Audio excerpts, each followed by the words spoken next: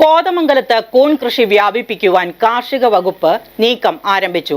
കർഷകർക്ക് കൂടുതൽ ലാഭം ലഭ്യമാക്കുക എന്നതാണ് ലക്ഷ്യം. 30 ലക്ഷം രൂപയുടെ പദ്ധതികളാണ് കൂൺ ഗ്രാമം വഴി നടപ്പിലാക്കുന്നത്.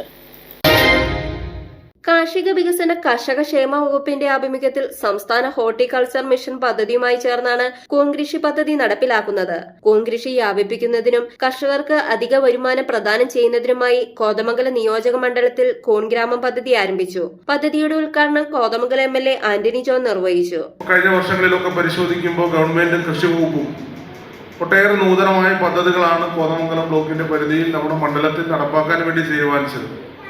അതാണ് നേരത്തെ ADA സൂചിപ്പിച്ചത്. നമ്മുടെ കേരഗ്രാമം പദ്ധതി അടക്കം അതാത് സമയങ്ങളിൽ ഉയർന്നു വരുന്ന വ്യത്യസ്തങ്ങളായ ആശയങ്ങൾ അതെല്ലാം നടപ്പിലാക്കാൻ കോതമംഗലത്തിനെ പലപ്പോഴും തിരഞ്ഞെടുക്കുന്നു എന്നുള്ളത് നമ്മുടെ ഈ പ്രദേശത്തിനുള്ള ഒരു അംഗീകാരമായി തന്നെയാണ് നമ്മൾ കാണേണ്ടത്.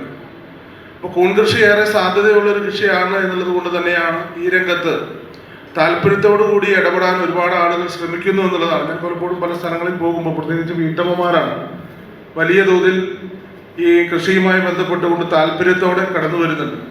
അപ്പം അതുകൊണ്ട് തന്നെ ഇങ്ങനെ ഒരു പദ്ധതി ആവിഷ്കരിക്കുമ്പോൾ ഇവിടെ ഏതാണ്ട് 100-ലേറെ കർഷകർക്ക് ഇതിൻ്റെ പ്രയോജനം ലഭ്യമാക്കാൻ കഴിയുന്ന നിലയിലാണ് നമ്മൾ ഈ പദ്ധതി ആസൂത്രണം ചെയ്ത് നടപ്പിലാക്കാൻ തീരുമാനിച്ചിട്ടുള്ളത്.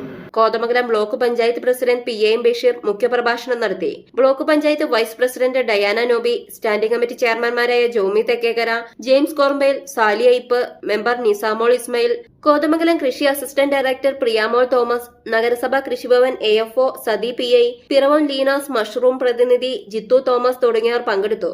100 ചെറുകിട കൂൺ ഉൽപാദന യൂണിറ്റുകൾ, 2 വാണിജ്യ കൂൺ ഉൽപാദന യൂണിറ്റുകൾ, 1 കൂൺ വിത്തുൽപാദന യൂണിറ്റ്, 10 മണ്ണിര കമ്പോസ്റ്റ് യൂണിറ്റുകൾ, പാക്ക് ഹൌസ് എന്നിവ ഉൾപ്പെടെ 30 ലക്ഷം രൂപയാണ് കോതമംഗലം നിയോജക മണ്ഡലത്തിലെ കർഷകർക്ക് പദ്ധതിയിൽ ഉൾപ്പെടുത്തി ലഭ്യമാക്കുന്നത്. കോതമംഗലം നിയോജക മണ്ഡലത്തിലെ 9 കൃഷിഭവനുകളിലും കോതമംഗലം മുനിസിപ്പാലിറ്റി കൃഷിഭവനിലുമാണ് ഈ പദ്ധതി നടപ്പിലാക്കുന്നത്. മീഡിയ 60 കോതമംഗലം.